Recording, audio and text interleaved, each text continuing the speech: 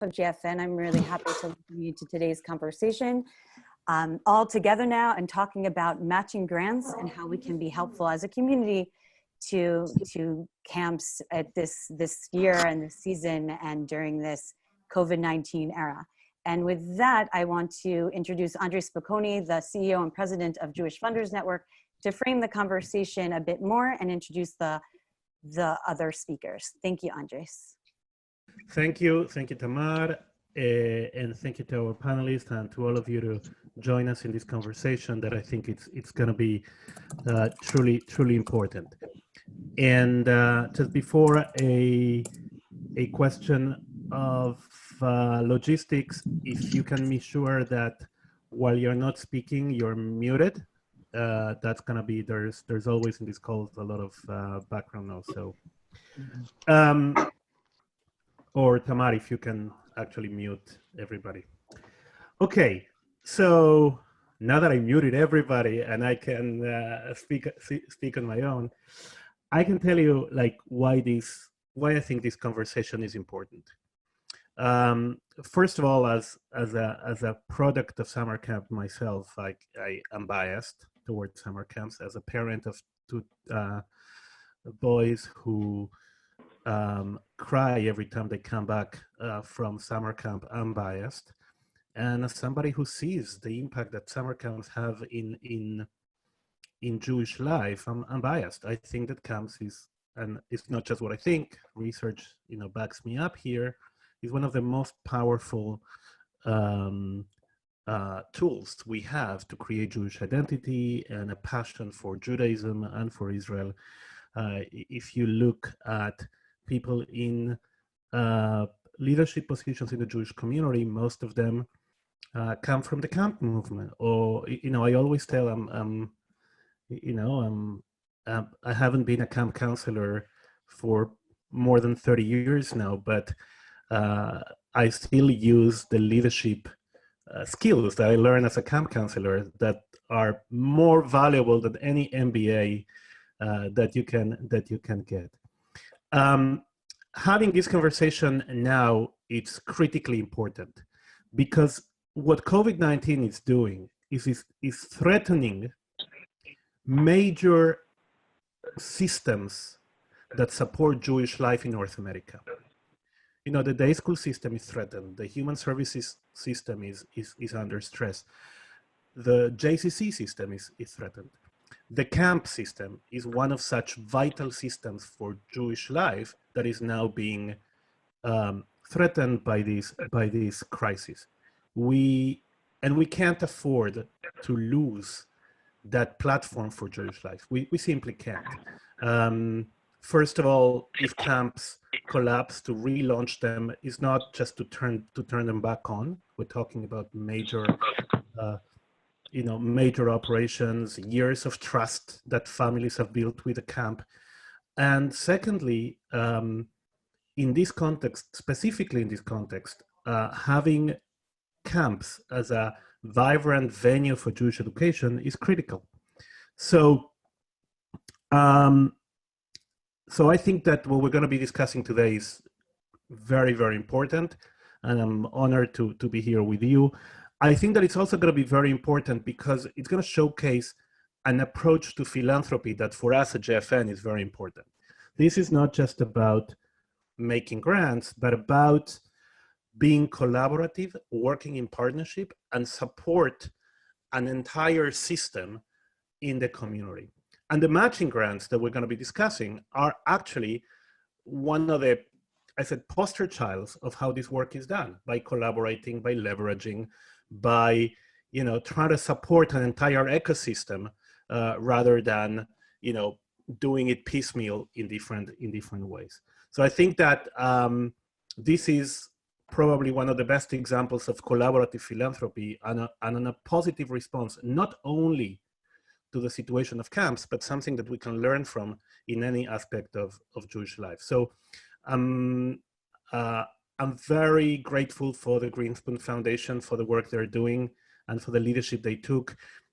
They are not alone. This is a partnership effort, as I said, with the camps, with the Foundation for Jewish Camp, with the movements, with the camp systems. But I think that their leadership is actually catalyzing a lot of action in this field.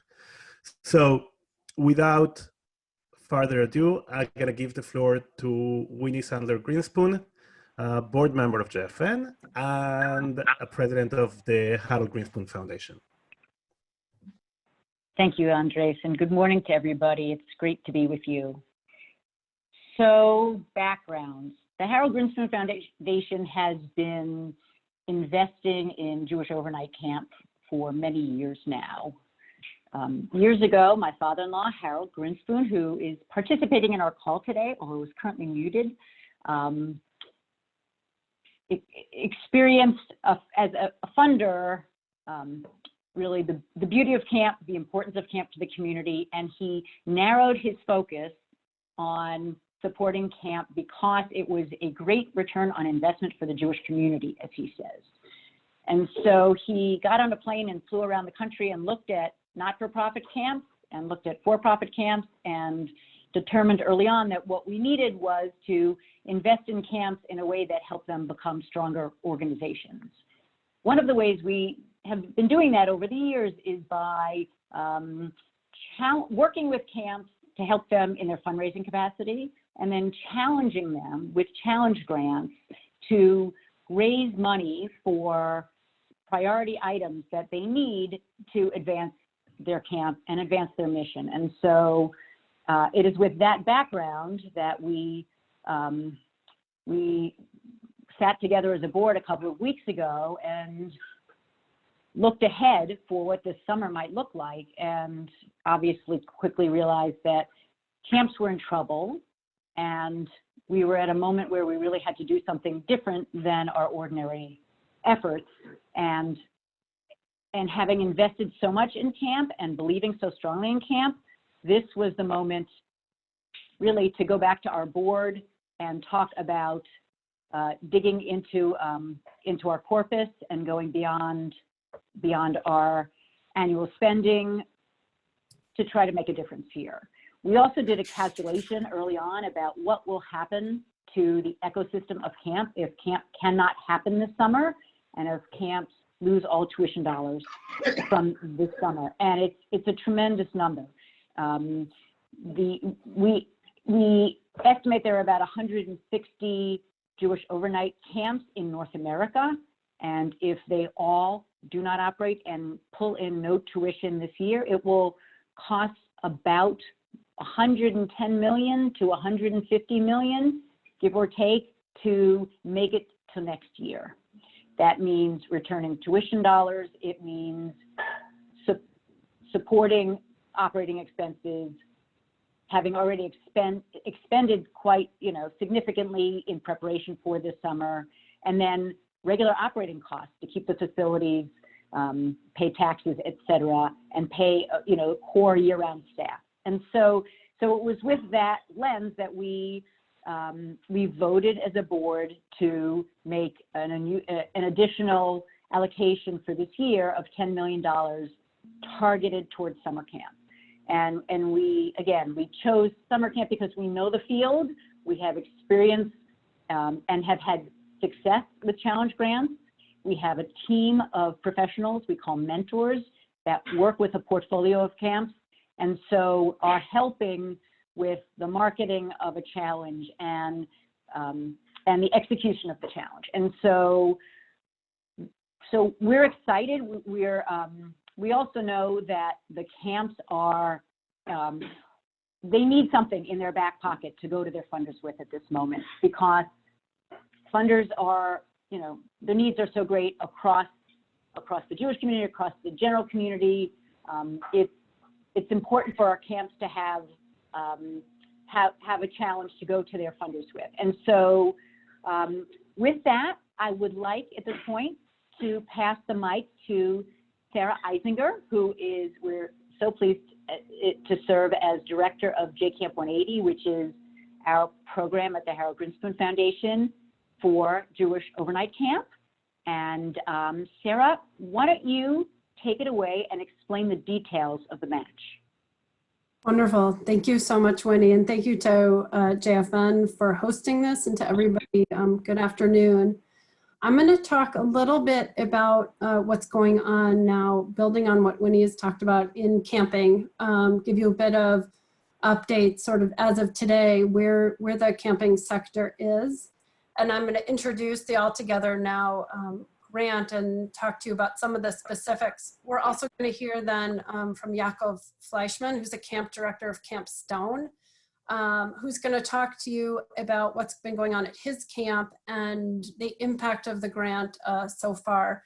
And then I'm going to finish up after Yaakov about ways that you can get involved and how what opportunities we see for the larger donor community. So just a quick update on where we are. By our count, approximately 23 camps have already announced their closures for the summer of 2020. I know you've all been seeing this probably in the press. You know, the biggest by far is the URJ movement, which announced last Thursday, but JCC camps have closed in different places around the country, Camp Wise, Camp Tamarack, JCC Maccabi Camp, Ranch Camp in Colorado, just a variety of camps. Ranch Camp, you might have heard, is pivoting to a family camp model as a different intervention for how to have the 2020 summer. So that will be, that's kind of an interesting pivot. And then several camps have announced delayed openings. So we're hearing about camps all over the country assessing whether, you know, in their locale, whether they feel comfortable and safe to open, or, you know, whether they're making the risk analysis that they've decided not to open. Many camps are still waiting and seeing and trying to decide over the next coming weeks if they're going to open or not. Camp Stone actually is in that camp. The CDC, along with the American Camp Association, are developing a set of guidelines for camp about how camp could safely open. And so we will be seeing really all the decisions. I think in the next few weeks, it will be sorted out about what's going to happen with the camp season. And what's difficult about that set of decisions is that, you know, we know that the COVID virus will be present in camp. And so the evaluation for camp directors and their communities is, how are we going to deal with that safely? How do we manage that risk? And so you're seeing a lot of different communities make those decisions about what's right for them and their community. I want to talk a little bit about, you know, the financial difficulty Winnie articulated sort of on the big picture side, but I want to help you, and many of you know this, but I want to just make sure that we all understand the why. At the beginning of the COVID crisis 6 or 7 weeks ago, we saw very immediately kind of a loss of the spring revenue. So many of the camps that we work with, the overnight camps in particular that have really good facilities, have been relying on spring revenue from retreats or other gatherings, revenue generating gatherings at their sites. They also lost revenue from galas and other fundraising activities. So right away there was this loss of that spring revenue. Enrollment also really ground to a halt, and tuition dollars that really would have picked up over the spring really halted, as you can imagine. Not many camps, a little over 40%, have endowments, so they don't have a lot of cash reserves. So while camp is a really good bet and it's a sustainable business, the issue is they don't have a lot of endowment and other resources to rely on, reserves. We know that there's this looming issue of tuition reimbursements, that if camp is canceled or even partially canceled, that the obligation of those camps to return tuition is really problematic and financially crushing for the camps. And so as we came into this All Together Now grant and tried to conceive of it, it was about how do we get emergency dollars effectively now, very early into the process, into the camp system, and then how does that inspire donors and in the rest of the community to come in to try and fill the gap. We know that our piece of it is really only one piece. When he talked about between 100 and 150 million, if our match is a 2-to-1 match, so we're talking about a potential pool of 30 million there. So that addresses part of the problem. We know that the government stimulus in the United States is one other problem, but those two pieces together, we haven't solved for the whole crisis. And so there's an ongoing crisis in the community. I want to tell you a little bit about what camps are doing now, just to place them sort of in the life cycle of this crisis. They're actively engaging donors, and that's really in the midst of their own staffing furloughs, layoffs, and other staff corrections that have been going on. We've been seeing that across all of the movements and all of the camps, including the independent camps. They're also, though, been in this very active period of community engagement. I'm sure a lot of you have seen in your own camp communities this incredible breadth of online virtual programming. I think that's been one of the silver linings of this entire process.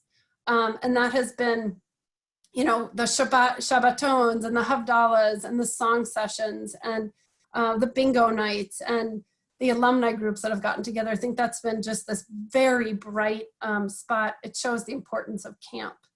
And then all of them now, you know, day camps and overnight camps are really looking at virtual programming for the summer. They're collectively looking at platforms of how to offer that. And they're all grappling with how do they potentially monetize that over the summer to try and bring in some revenue, or do they offer that free to their communities? They're all, many camps are really thinking of that. So the camps are very actively working on these multiple fronts in the midst of the crisis. Our altogether now grant of $10 million is across approximately 100 camps and was developed to be unrestricted dollars. It's a 2-to-1 match. And there's a special kicker in it in that for tuition dollars, for if families and parents want to donate back their tuition if camp is canceled or if the family elects not to come, the match will then become a 1-to-1 match. Every camp was allocated a threshold amount of their match, and that was based on effectively camp size.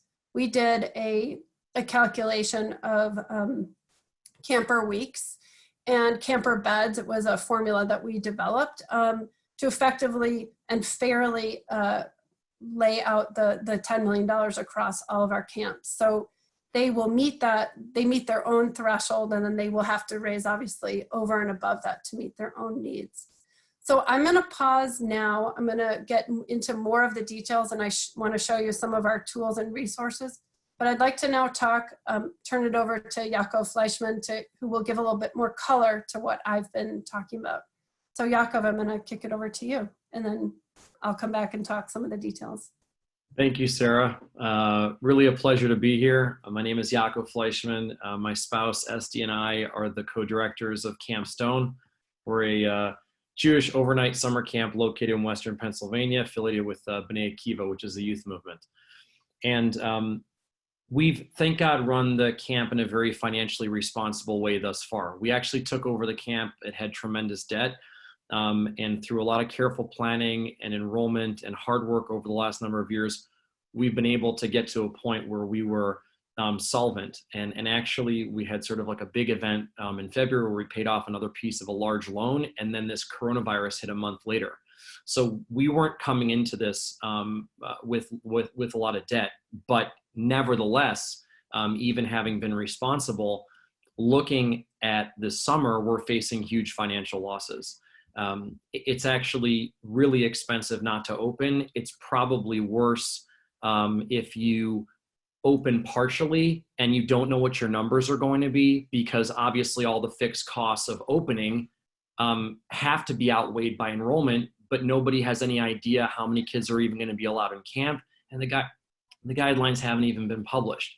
So, and then how do you choose which kids come to camp, and how do you deal with those types of things? So of course, we've pushed off the decision at our own campus. We struggle with those things. one thing that's been really a bright light in all of this, and something that I think all of you should consider and understand just how impactful it is this matching grant from the Grinspoon Foundation. Now, I guess as a disclaimer, I'm a big fan of the Grinspoon family and the Grinspoon Foundation, so I suppose I'm biased, but I have to tell you that it's been an incredible experience to have conversations with people and to tell them about this grant and to see how effective it is. I do a lot of fundraising for our camp personally. I really enjoy it, and I love creating partners over Jewish education and what we do at camp, which I think is the most impactful thing in the world. But what's been amazing is that it's been helping in two different categories, which actually line up, not coincidentally, with the two sort of tranches that they've built. There's a one-to-one match for people who are returning tuition dollars. We have a lot of families who are on scholarship. We give a lot of scholarship out. And we help people every year that can barely make it work, even when there isn't an economic crisis. So those people, and then we've had about 12 cancellations. I've spoken to all those families individually. Every single one of them has made a donation. Some of them are on scholarship. They've given me $50. I mean, I was in tears. It's just the most unbelievable thing. Others have given me $1,800. There are people that after I told them about the matching grant emailed me and said, I don't know what the plan is, but if camp is canceled, you can take the entire tuition. I mean, imagine that, you know, because they're so inspired by the dollars that we're getting from Grinspoon. And then on the other side of it, I have donors that I get money from every year. Well, our year, for example, our fiscal year runs 10/1 to 9/30. I've done a lot of fundraising, but there's a lot more to go, and we've got the whole summer ahead of us. So there's a lot of donors out there who had not yet given money, had not yet fulfilled their pledges. And this is sort of a weird time to ask, you know, because a lot of them are in financial trouble with their businesses, despite how wealthy they may or may not be. So this totally gave me a window to be able to say, hey, look at this. There's this grant, and if you give us a gift this year, there's a 1-to-2 match. So I've had success with 4 or 5 of those, and it's only been a week or two. So I would say it's given me more confidence as a fundraiser. It's given my entire camp a boost, and it's definitely a piece, though not entirely, the solution. So I guess if I could just implore anyone out there who's a donor or who considers doing these things or who has access to foundational money. At this time, camps need unrestricted dollars to help them. There are a lot of wonderful things that foundations do out there. What I thought was so impressive from the perspective of charity of Tzedakah here was that the Harold Grinspoon Foundation said, we're just gonna give you cash. You do your part and we're gonna help you. And that's what we need right now because we have to survive to next year. I don't know what my solution is going to be to get to next summer yet. And this is definitely a part of the solution. And I hope that there's other help also. So thank you to the Harold Grinspoon Foundation for all the help so far. And that's my story. I hope that that's helpful. I wonder if there are any questions. I guess I'd be happy to answer any questions or. Yeah, Tamar Friedman, I think we'll take questions maybe at the end, but I don't know if there were any specifically to Yaakov. I think we could take 1 or 2 now. Nothing has come in yet, but okay. I encourage people to use the chat function throughout, and we'll try to get to all of them and a more interactive conversation later on. Thank you. So what I wanted to do now, Tamar Friedman, could you just show me thumbs up that you can see my screen? Great. Yes, we can. Thank you. So I wanted to spend, Yaakov, thank you so much for giving color and heart to what we're all talking about. It's very meaningful to hear about your camp and your experience. And I think what we've heard over and over from the camps who have received this grant is that it was had a very buoying effect and provided this psychological lift and an actual lift.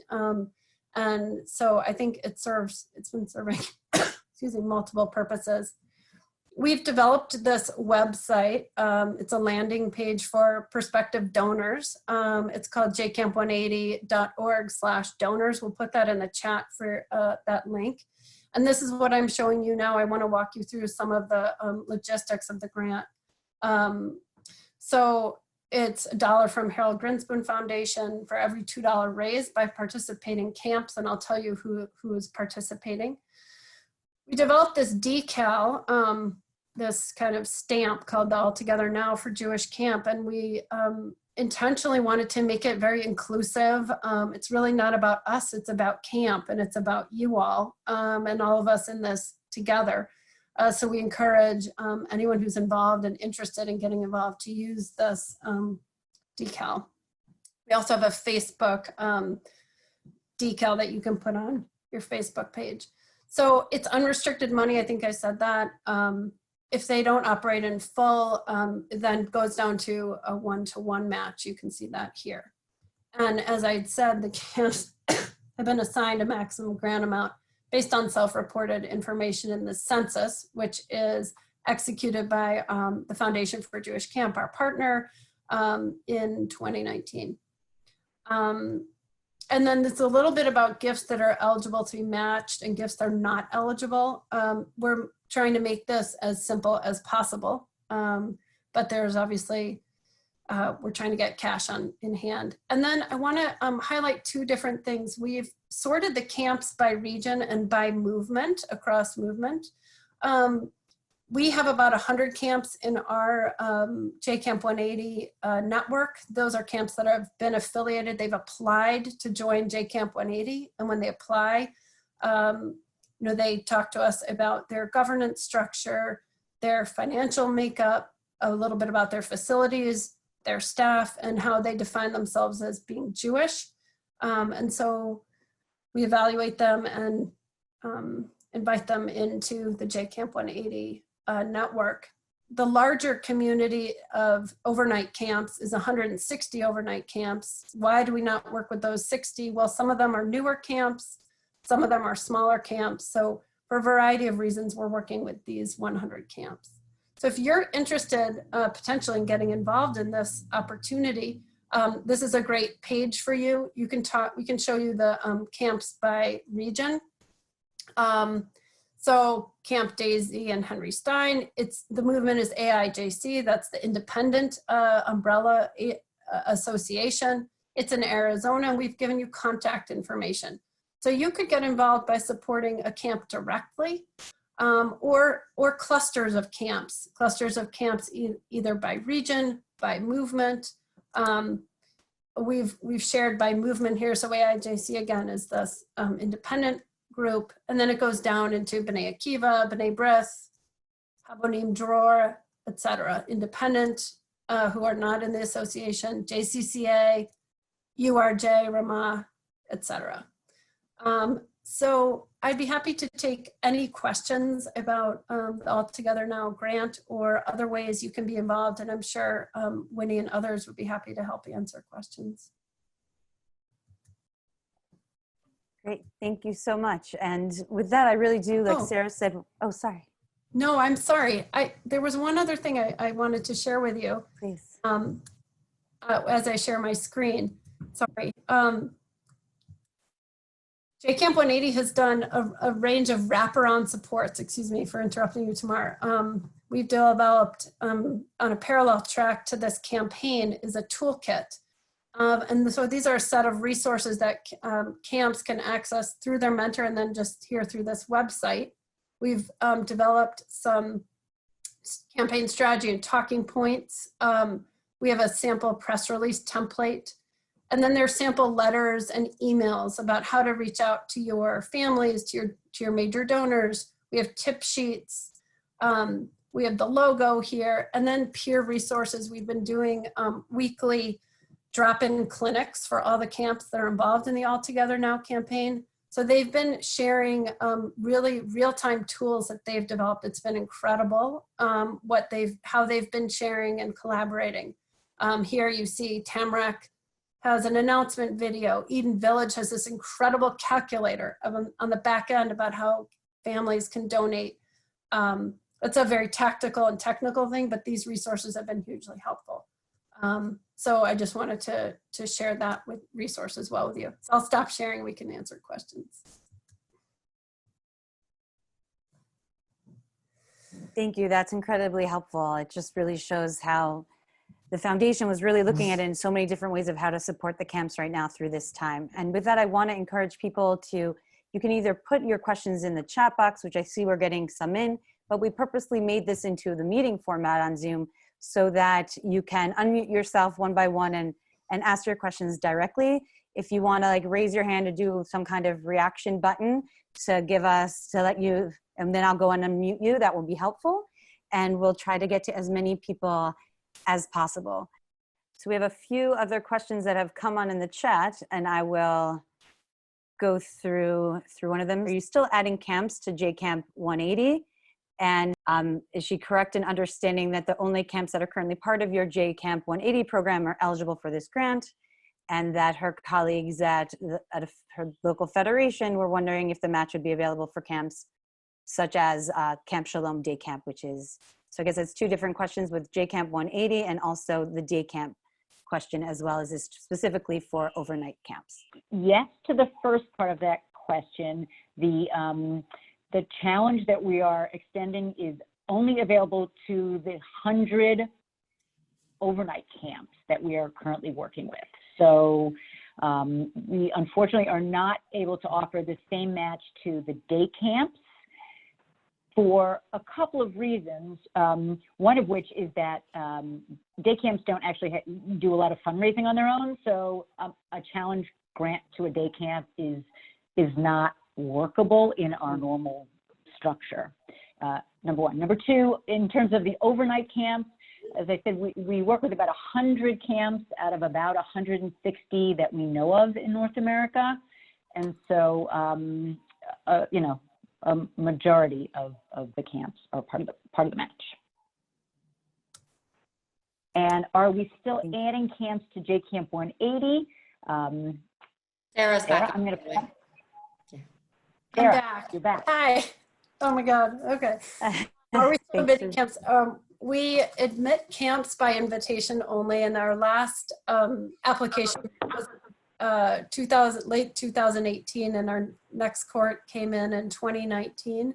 We put a pause on that in 2019, and we don't have plans right now. We had thought we would be admitting camps potentially later this year, but we're reevaluating that. So when we are ready to announce new camps coming in, we'll let everyone know, but at the moment we're not. Thank you.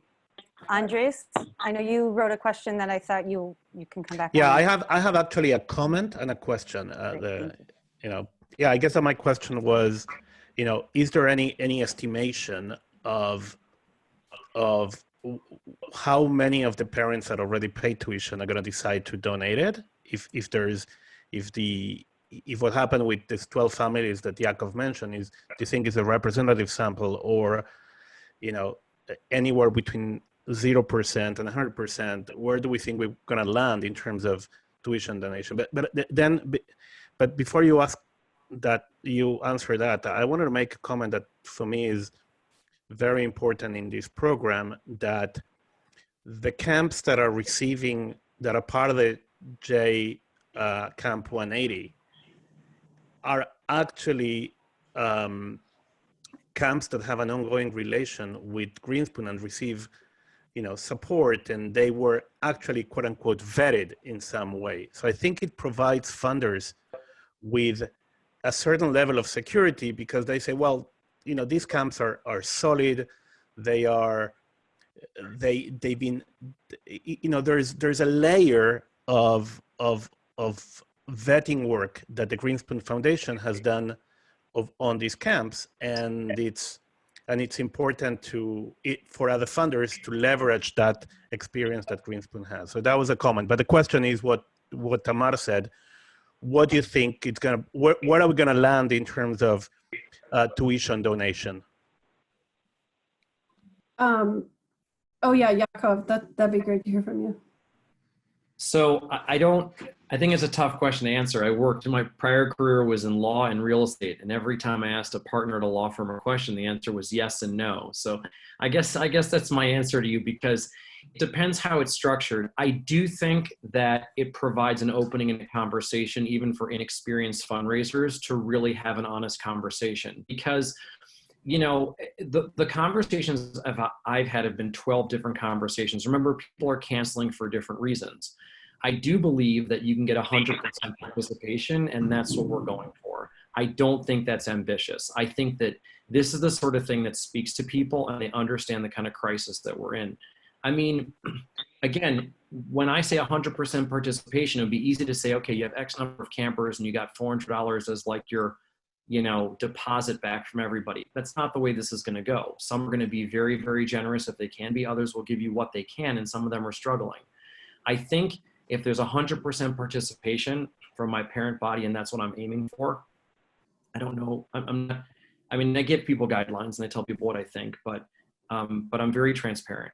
If I get that, I think that will also help me next year when I tell all the other donors, listen, I need more help this year than last year. And believe it or not, when we had this crisis in 2020, every single parent involved, you know, gave something back. That's a very powerful statement. So I can't tell you a dollar amount, but I can tell you that I think that I am hopeful that it is everybody.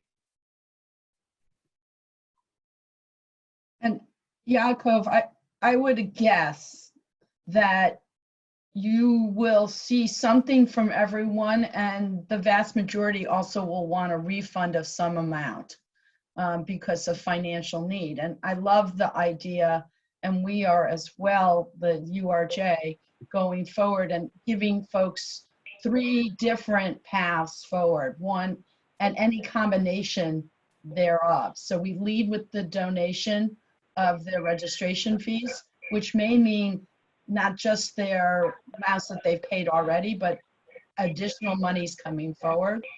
The ability to credit those fees to other future programs, not just camp. And the third is a refund. And we've given them sort of a form to fill out so that they can apportion as they need and feel equipped to do so in their particular financial situation. But it was great to be able to tell our families that if they are able to donate any portion of their registration fees, that it would be matched. It's a tremendous message, and it gives them the confidence that they can, know that they're just not, leaving money on the table, as it were. Thank you for that. I got another question that just came in saying, can one give not to an individual camp, but to a region or a camp system? In other words, can somebody add to the pot? And whoever would like to, I got a thumbs up from Winnie. So I guess that's a yes. Winnie, do you want to comment on that a bit more, or anybody else want to comment on how to best do that? The answer is yes, yes, yes. We don't want this to be our exclusive grant. We would love matches. We would love participation in any way that a donor wants to join. So if there's a donor that wants to extend the scope of the entire match and join and add to the 10 million pot, we welcome you. If there are donors who want to, and it doesn't have to be at the 10 million level. So please don't feel frightened by that number, but if there's somebody who wants to give $1 million, and we will apportion it proportionately across the camp, the match will go further. So instead of a potential for 30 million, we go even further. So that is, of course, welcome. Secondly, if you care to divide giving to just the URJ camps, or just the camps in the southern region of the country, or just camps that are new and don't have a deep alumni base, and so they have less people to fundraise funds from, we can pick up the phone and call Sarah, call me, call Harold, call Tamar Remz, any of us, and we can help you navigate through, with our understanding of the camps and our close relationship. We can divide this up for you in any way that works and supports your mission. And I'll say, just to build on what Winnie's saying, I think the field needs that. And I know Daryl can attest to, the camps are going to be able to get so far. That's why I think, thanks to JFN and others, you know, we're talking to our peers in philanthropy to say, you know, many of you might care about a particular camp. You went there, your kid went there. I think many of you also care about the camp field, right? And camps. And so kind of we need that level of giving too, in addition to the beautiful gifts of people on scholarship who, you know, may or may not go to camp this year. And then another thing I'll say, just seeing a lot of federations here that, and including some folks from Toronto, there are some federations stepping up. There are some donors partnering with federations to step up in significant ways, definitely recognizing. I see Anna from UJA. I know UJA just made some really significant commitments, New York, that will go towards some of our match. I know we're, you know, talking to a couple of other federations, but many of you, and there are a few foundations we've talked to who've really said, we wanna work with our federation to make sure that at least your match is covered. So, you know, we could also very much talk to you about whether you as an individual, whether you together with other donors or together with the federation, we would love to talk about ways to help the camps locally. Thank you for that. Another logistical type of question and detailed kind of question about the time frame. Is this retroactive to gifts that were given before the grant was announced, if people gave a few weeks ago, and till when is this running, this challenge grant? Great. Can you hear me? Yes, the grant goes retroactive to March 30th, 2020. That was when we announced the grant. So that's 6 weeks back. And then it goes through, the camping goes through December 31st this year of 2020. So it's, we tried to give a long enough runway for camps to get through this season and then to have the fall to really finish the campaign. But camps have started very enthusiastically, you know, out the gate, but we're trying to take it as like a 6-month campaign, really, or 7-month campaign for them to have the appropriate amount of time to fulfill the whole match. Great, thank you very much. So want to just give another moment or two if there's any more questions, either in the chat or unmute yourself and ask the presenters. We do have a few more minutes together here today. Okay. Wonderful. I would like to ask Winnie and Sarah if, in general, do you have any other things coming down the pike? Are you considering, you know, what is the midterm plan for the AC era, for the after coronavirus era? Is there another, you know, match? Is there a rethinking of the J180 camp? Any thoughts, like beyond the matching grant, any thoughts you have about the field, given that you can observe it from 30,000 feet? Sure. Do you want me to take that, Winnie? And you go first. okay. Well, what's interesting about the pandemic is it was a great equalizer in, and I don't say that in a positive way, but it's just this, the camps are all facing the same crisis at different levels. But there were still underlying problems in the camping field that we were already, all of us collectively trying to grapple with: affordability issues, recruitment and retention. And so to overlay this pandemic, we still have those underlying issues. And I think some of them will clearly be magnified. We're not going to bounce back to 2021 as if like everyone's just going to come back to camp. I think the recruitment and retention issues are going to be huge for 2021. There's going to be a long recovery period, multiple summers that it'll take to recover.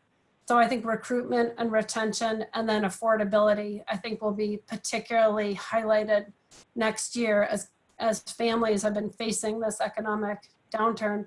How are we going to get all those people to come back for something that was already an affordability challenge?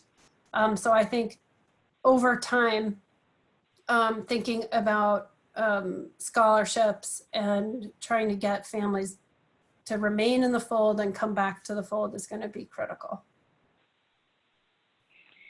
I agree with everything Sarah just said.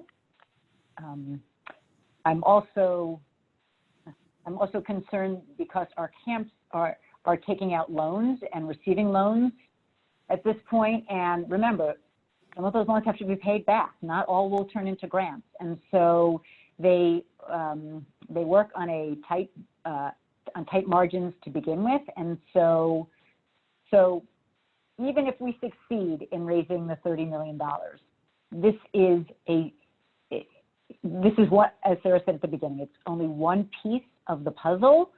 You know, we may lose some camps and some synagogues and some day schools and some of our cherished institutions in this process, despite our best efforts.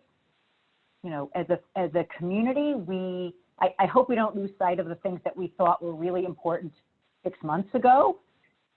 We want them to be there, you know, next year. They may look different. They may be, they will be different, because the world will not revert back to as it was before this completely. So things will change, but as a community, we have invested in camp for a good reason. And so children, we have a next generation, and they will have summers, and we will want certain things. We will want experiential Jewish immersive experiences that are joyous and connective and inspiring for not only the kids, but for the counselors, you know, our teens, our young adults. So as I've said all along, you know, in this moment, we have to think ahead, and when we look back, what will we regret? Will we regret that we let camps fold? Will we regret that we let certain institutions fold without digging deep into our pockets and doing everything that we could have in this moment? Because it could happen, and it will happen for some of our institutions. Our stronger camps will be able to meet this challenge, and we'll be able to do the next challenge. You know, we'll be able to say, okay, we raised our full match on Grinspoon. Let's find another funder to do the next round. Our weaker camps may not be able to do that. You know, we have beautiful properties. These camps own some spectacular real estate that we will not get back if we let fall out of our communal hands. And so it's with that I just hope everyone will do everything possible and not and spread the word about this grant. That's another thing, another way in which everyone on this call can be helpful. You know, thank you to Daryl, who just did an op-ed to get the word out and share with people that she is joining. The more people who share publicly in our community that they have joined this match, they have helped their camp, they have helped a region of camps or a segment of the camp community, that has tremendous power. Other people join, and if we stay focused and we spread the word and we all dig into our pockets, you know, hopefully we can make a difference here. Yeah, thank you, Winnie. That's powerful, and I think you just took the words out of my mouth. I think that this is the moment to act. This is, you know, my son, who learned to write journals at camp, is writing a plague journal, and he's telling, he says how he feels during the pandemic, and he writes it there, and he says, I want to show this to my grandchildren. You know, I'm going to be able to tell, you know, when I was little, there was this, and this is how I felt. And it got me thinking, because we also want to tell the next generations, what did we do as a community during the pandemic? Did we step up? Did we make sure that, you know, the community was strong and resilient, or we just, you know, said, you know, c'est la vie, and let the tidal wave wash us over? And I think that what you're doing Winnie and Harold and Sarah and Tamar is really important. It is important as a contribution, and it's important as a statement to say, well, this is the time to step up and do things that we don't usually do, because these are very unusual times. And we want to look back decades from now and read the history of how the Jewish community reacted during the pandemic and be proud of what we did. So I wanted to thank you very, very much for that. Winnie warned me not to talk too much about their contribution. She said, this is not about the Grinspoon Foundation, this is about the field. But I think that their leadership has to be acknowledged. But she is right. This is about the field. This is about working together to save and to protect a system that is probably one of the key systems that sustain Jewish life in North America and all over the world. So please find ways to get involved.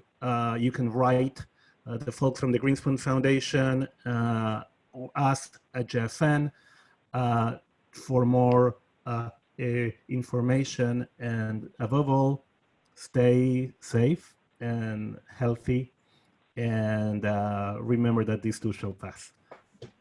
Thank you. Thank you. Tamar? Thank you, everybody. Thank you, everybody. Thank you, everybody, for joining. And like Andre said, if you have any questions or want to get connected with any of the speakers or learn more about this initiative, please reach out to me at tamar@jfunders.org. And thank you again for all of the presenters for sharing all of this today, and more importantly, what you do every day to ensure Jewish community being built in lots of different ways. And so thank you, and stay well, everybody. Thank you, everyone. Bye. Bye. Thank you. Thank you, everybody.